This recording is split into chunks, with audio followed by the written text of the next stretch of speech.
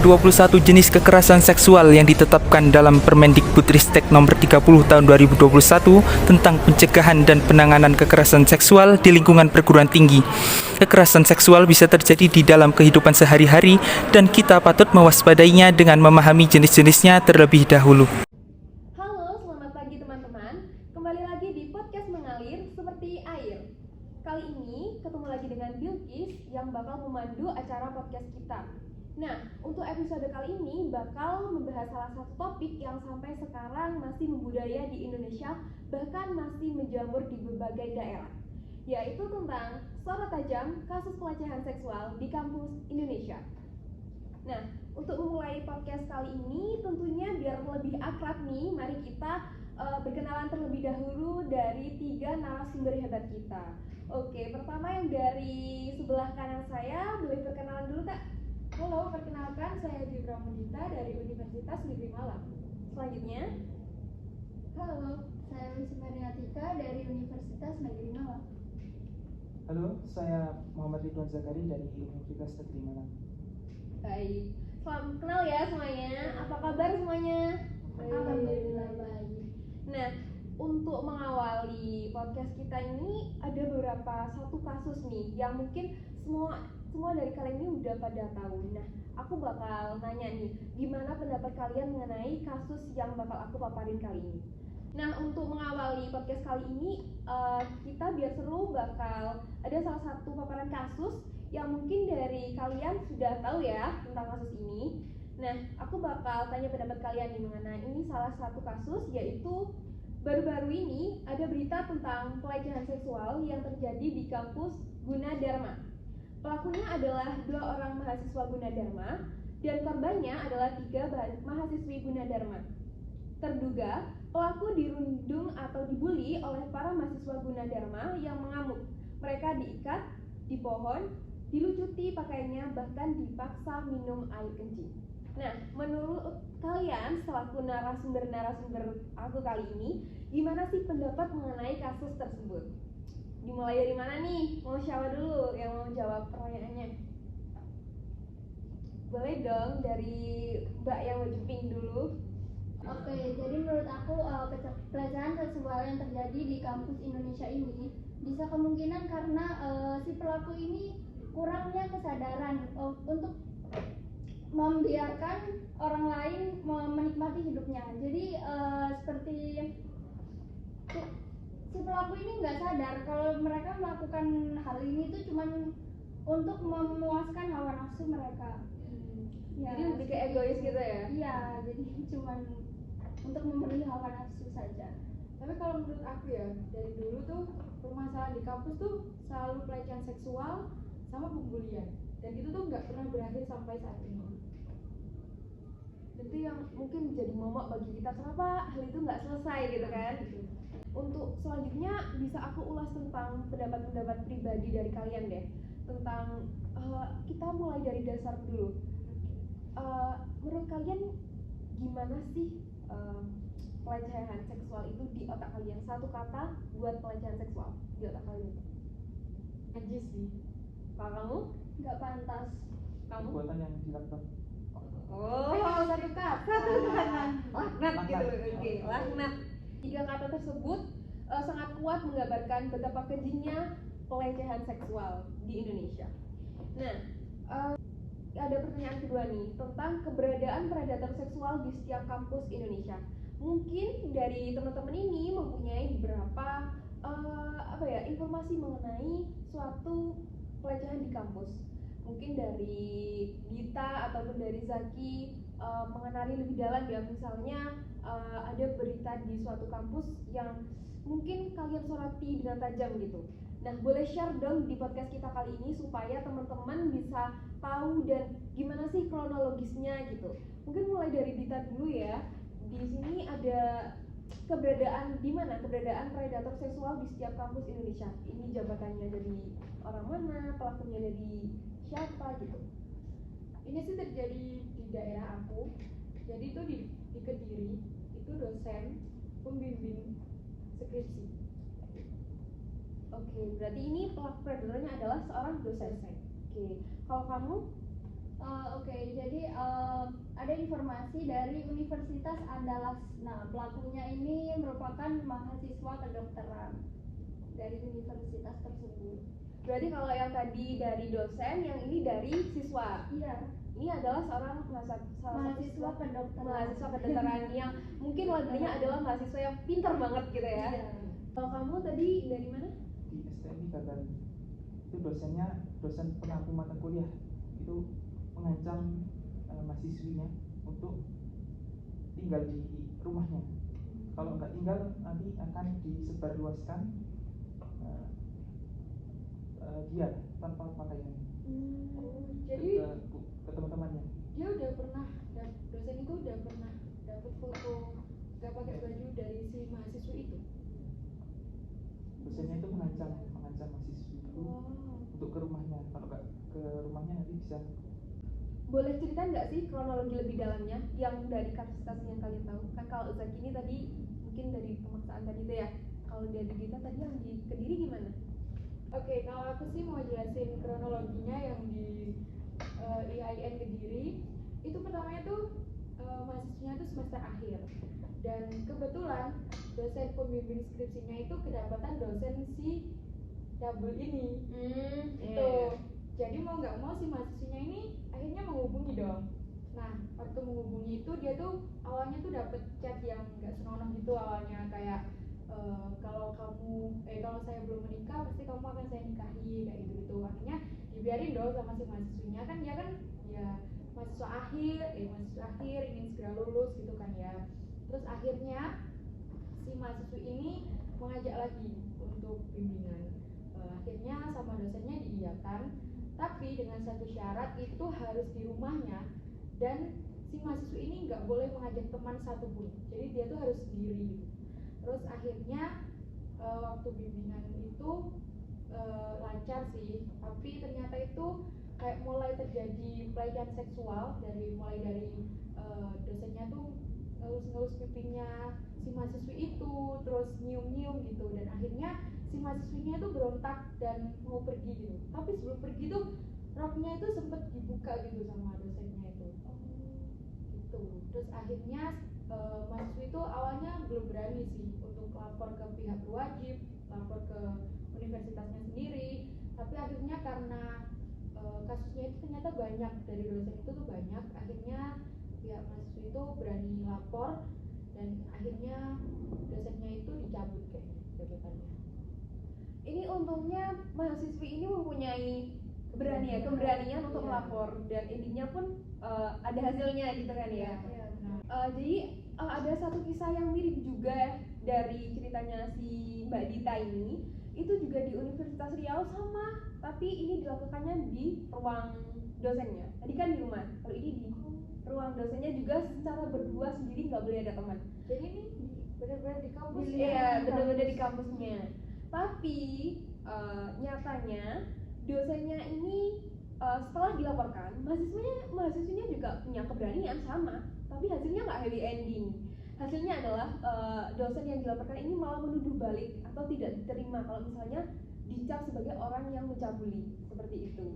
Jadi ini bedanya adalah sad ending. Keberanian si mahasiswa yang melapor ini tidak ada hasilnya, seperti itu. Kalau di kampus yang IAIN Kediri itu dulu tuh sempat dibikin thread di Twitter, jadinya tuh rame banget, dan akhirnya tuh mahasiswinya di IAIN Kediri, mahasiswanya itu juga demo akhirnya. Makanya bisa diusut gitu.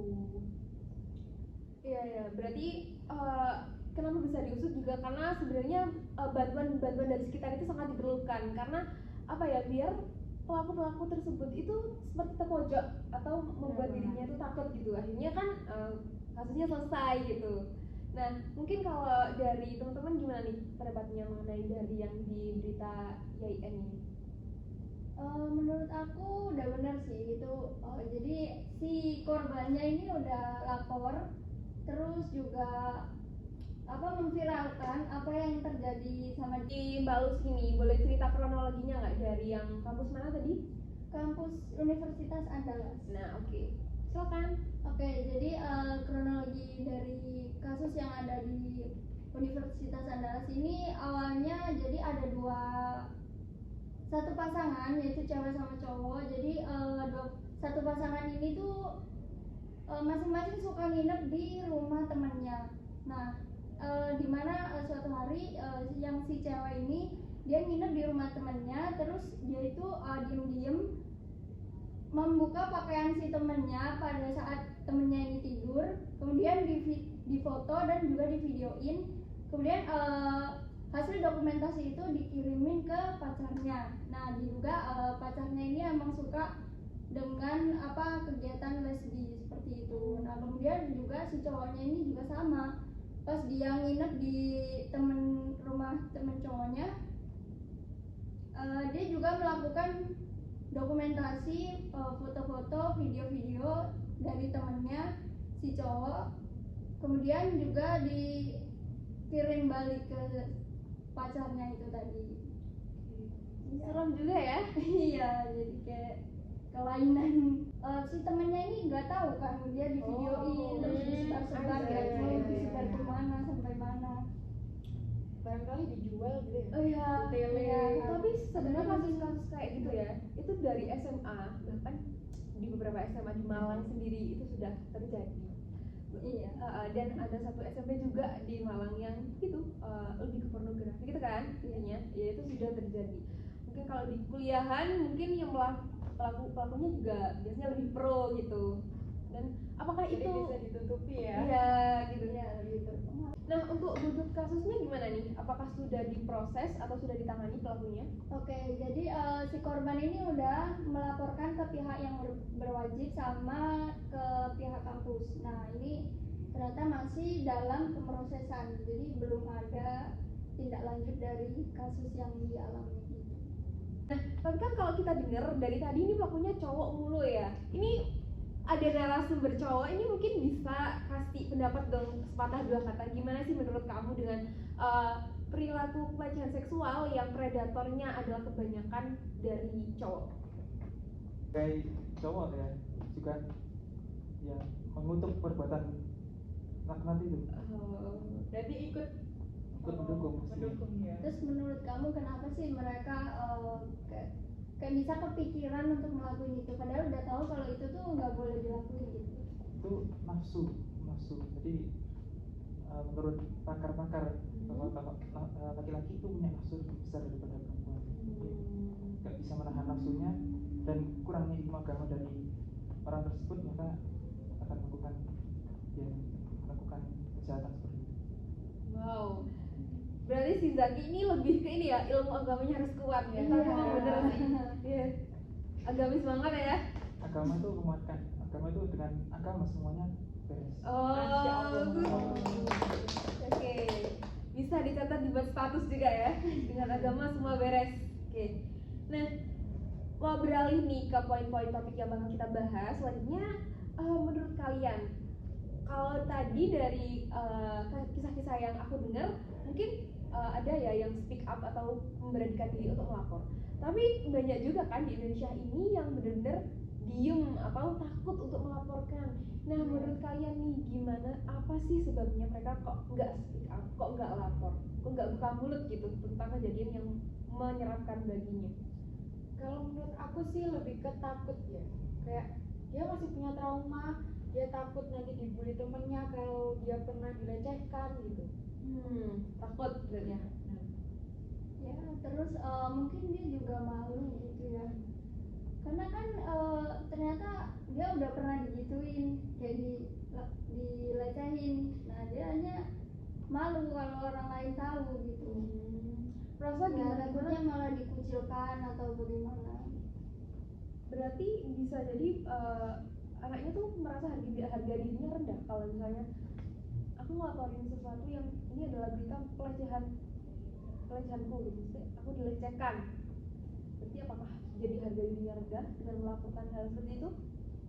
Seharusnya tidak, tapi karena ada rasa malu dan juga yang tadi kata Mbak Dita, rasa takut, jadinya dia menanamkan di mindset dia seperti itu. Lebih ke Iya. malu kalau nanti namanya muncul di Iya. berita terus Iya. kayak oh ini ternyata yang Oh, dilecehin gitu loh. iya. Mungkin ya. Iya, setuju sih. Aku juga mikir kayak gitu ya. Ya, karena juga kebanyakan kan ada orang yang nggak percaya gitu tanpa bukti. Nah, sedangkan mungkin si pelaku ini, maksudnya si korban ini nggak punya bukti kalau dia udah dilecehin, makanya dia diem aja. Oh ya, sama kurangnya bukti berarti. Tapi oke, ngomong-ngomong soal bukti, saat kita dilecehkan, pada saat terjadi pelecehan bagi kita, apakah mungkin bukti itu ada gitu? Mungkin kita ngepotret atau apa, itu kan juga sangat kecil gitu ya. Bener banget Iya sih. kan? Iya. Lalu gimana kira-kira bukti seperti apa yang ingin didengar oleh orang-orang pemutus hukum di sana biar ada kepastian hukum yang jelas gitu. Kalau memang masalah bukti memang susah, intinya susah sampai saat ini tuh secara pencarian juga gitu ya, di literasi pun yang pernah aku baca itu kalau masalah bukti tuh bakal susah ditemui juga gitu, dan itu yang menjadi minus kenapa pelecehan seksual di Indonesia sampai sekarang masih marak terjadi gitu. Oke, kita lanjut guys ke poin selanjutnya, yaitu dampak bagi korban yang dilecehkan. Nah, ini pasti kalian juga banyak taunya ya. Coba deh aku cek dari Mbak Lucy dulu. Oke, mungkin dampak dari pelecehan seksual ini untuk si korban, pastinya dia psikisnya terganggu, terus ada gangguan mental juga bisa jadi. Kemudian kemungkinan dia akan takut untuk keluar rumah.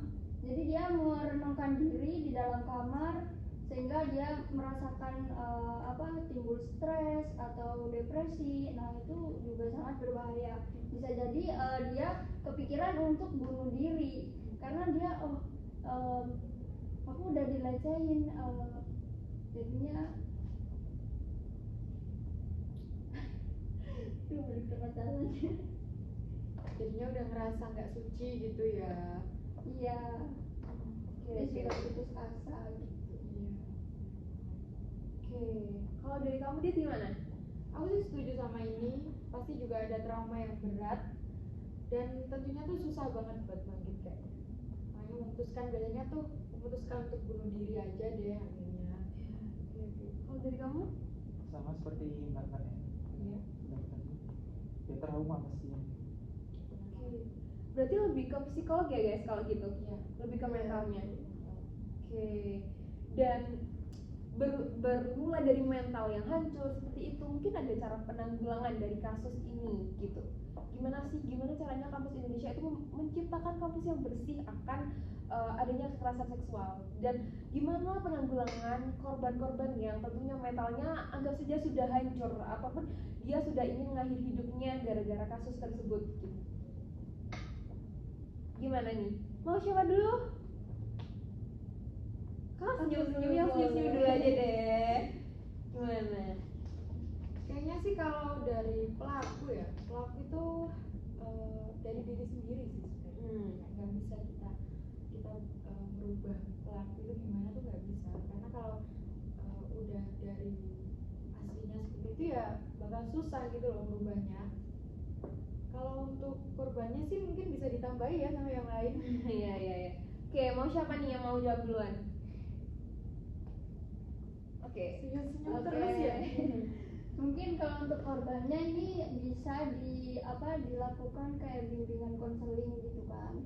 Jadi kayak ditanya-tanya, mungkin aja nanti ada kejanggalan yang dari jawaban si mahasiswa. Jadi kita tahu mahasiswa ini memiliki masalah, jadinya kita bisa mencoba untuk membantu dan menemukan jalan keluar dari masalah tersebut. Jadi lebih ke treatment ya ini ya. Iya. Maksudnya pelatihan penyembuhan mentalnya secara berjalan gitu. Baik, kalau dari kamu Zak, Mencegah atau menanggulangi? menanggulangi. Menanggulangi berarti sudah. Iya, oke. Kalau menanggulangi ya dengan bimbingan konseling juga sama seperti Mbak Lucy tadi, dan pelakunya itu sebaiknya diberikan pasal yang berat supaya yang pelaku lain jerat. Oh, berarti dengan hukuman ya? Iya, lebih hukum. Dan menurut kalian, apakah sudah terimplementasi hukum-hukum Indonesia saat ini yang mengenai masalah pelecehan? Masih kurang menurut saya. Lebih keras. Ya, menurut aku juga Belum ada. Saya juga maksudnya ini kenapa bisa terjadi Iya. gitu loh di kalangan masyarakat berpendidikan Iya. yang namanya kampus. Oke. Iya. Berarti intinya untuk menyelesaikan kasus ini itu tidak hanya digerakkan oleh satu orang, melainkan oleh seperangkat orang dari diri kita sendiri, dari dosen ataupun yang pelakunya harus sadar, dan dari pemerintah Indonesia juga harus turut memberikan keadilan bagi pelaku-pelaku tersebut. Setuju teman-teman? Iya, setuju banget. Oke. Nah, ini udah hampir 30 menit nih ya kita berbincang-bincang, seru banget, dan aku dapat banget informasi-informasi yang mungkin banyak informasi yang belum aku ketahui dan kita bahas di sini. Senang banget ya hari ini. Nah, selanjutnya tentang pencegahannya gimana gitu ya. Kan tadi sudah cara menanggulangi. Cara pencegahannya gimana nih? Mulai dari Mas Zaki dulu. Kalau menurut saya pencegahan itu mulai dari pemerintah kemudian sampai ke keluarga dan diri sendiri. Kalau dari pemerintah itu sebaiknya pemerintah pusat membuat undang-undang tentang pelecehan seksual ini, karena belum ada undang-undang. Terakhir itu tahun 2021, pertama kali dibuat itu tahun 2021. Jadi sebelumnya sudah belum ada sama sekali pencegahan ini. Kemudian yang kedua dari universitas pastinya, universitas wajib untuk mendukung korban, dan membuat sebuah badan khusus untuk penanggulangan khusus untuk pelecehan seksual ini. Dan yang terakhir dari kita sendiri, kita sebaiknya bela diri. Kita wajib bela diri karena kita kan nggak tahu bahaya dari mana-mana. Oke, kalau dari Mbak Lucy gimana nih? Baik, kalau dari aku setuju juga dari pendapatnya Mas Zaki. Jadi pihak kampus itu membuat organisasi yaitu untuk belajar bela diri, karena tadi kita sebagai wanita juga gimana ya, harus bisa dikit-dikit untuk bela diri. Jadi nanti jika ada hal yang terjadi yang nggak diinginkan seperti pelecehan seksual, kita bisa membela diri kita sendiri sebelum meminta pertolongan kepada orang lain. Nah, seperti Benar ya. Jadi pencegahannya bisa dari situ. Nah, selain dari organisasi bela diri yang harus dibuat oleh kampus, aku mau nambahin juga bahwa sebenarnya Satgas PPKS kampus itu bagi kampus-kampus yang belum membuat itu wajib banget loh dibuat, karena itu yang menanggulangi di kampus. Dan juga di UM sendiri sebenarnya sudah ada Satgas PPKS kampus, namun dan sudah berjalan. Namun untuk terpecahkannya masalah juga masih belum sampai titik bertemu gitu. Dan itu menurut aku benar-benar PR yang harus diselesaikan biar Satgas kampus itu berjalan dengan maksimal. Oke, selanjutnya dari Mbak Dita, gimana nih cara pencegahannya? Kalau cara pencegahannya itu dari pihak kampus ya, kita juga bisa melewati sosialisasi juga. Gimana sih caranya kalau kita bisa speak up, kita bisa berani kalau ada permasalahan seperti itu, baik teman kita yang mengalami ataupun kita sendiri. Oke, harus bisa speak up ya teman-teman. Oke, tadi sudah menutup sebenarnya tadi sudah Pesan-pesan. ayo ngapa. Nah, oke, untuk podcast kali ini seru banget karena membahas sesuatu yang benar-benar ini adalah masalah di Indonesia dan sampai sekarang masih menjamur. Dan pada episode kali ini narasumber kita hebat-hebat ya, dan tentunya bisa sharing informasi, bahkan yang informasi belum aku tahu bisa kita pecahkan di sini gitu. Nah, mungkin sebelum menutup podcast kita kali ini adalah ya kesan-kesan dari teman-teman dulu sebelum menutup. Oke, mulai dari Zaki dulu mungkin. Pesan-pesan dari saya adalah pemerintah, seluruh anggota dari awal. Oke, dari Dita mungkin. Kalau kalian atau teman-teman kalian mengalami pelecehan seksual, jangan pernah takut untuk speak up. Kita ada di sini, kita pasti akan membantu para korban. Oke, bagus banget ya. Jadi jangan pernah takut guys untuk melapor karena itu adalah perbuatan yang berani. Oke, kalau dari Mbak Lucy gimana nih? Oke, kalau dari aku mungkin untuk pihak berwajib atau kepolisian seperti itu mohon untuk tidak menyepelekan tindakan yang dilakukan oleh pelaku seperti pelecehan seksual ini, karena pihak berwajib ini kan gunanya itu untuk melindungi masyarakat, mengayomi masyarakat. Nah, sehingga harusnya untuk pihak kepolisian ini lebih sadar dan lebih adil untuk menghakimi. Bagus. Nah, selanjutnya dari Zaki gimana, Zak? Kalau menurut saya ini dari sisi pemerintah. Kalau dari pemerintah itu pemerintah wajib untuk melakukan sosialisasi di kampus-kampus ya tentang pelecehan seksual ini, dan membuat pemerintah pusat itu wajib untuk membuat undang-undang atau KUHP ya tentang pelecehan seksual ini, karena sedikit banget di kitab-kitab dalam hukum itu pidana perdata ya KUHP ya. Iya, Aku itu masih sedikit banget. Saya lihat itu cuma satu gitu.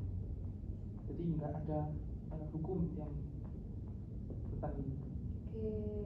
Dan pemerintah dari universitas itu juga masih untuk membuat badan hukum juga, badan untuk melindungi dari kekerasan seksual. Ini lebih dari hukum ya, dari pemerintah yang intinya harus tegas juga ya. Baik. Udah kerasa nih, ini waktunya udah mau habis dan sudah sampai ujung pembicaraan juga, sudah sampai pesan-pesan. Intinya speak up, jangan takut ya kalau misalnya ada pelecehan seksual yang menghampiri kalian. Dan semoga keadilan di Indonesia ini juga tidak tumpul lagi, melainkan tegas. Baik, karena ini sudah 30 menit berlalu, podcast mengalir seperti air ini menemani kalian. Mungkin bisa kita cukupkan dan kita lanjut di pertemuan yang akan datang. Baik, sekian. Terima kasih teman-teman sudah menonton sampai habis. Semoga ilmunya bermanfaat dan apa yang kita sharingkan dapat membantu kalian. Baik, terima kasih. Goodbye.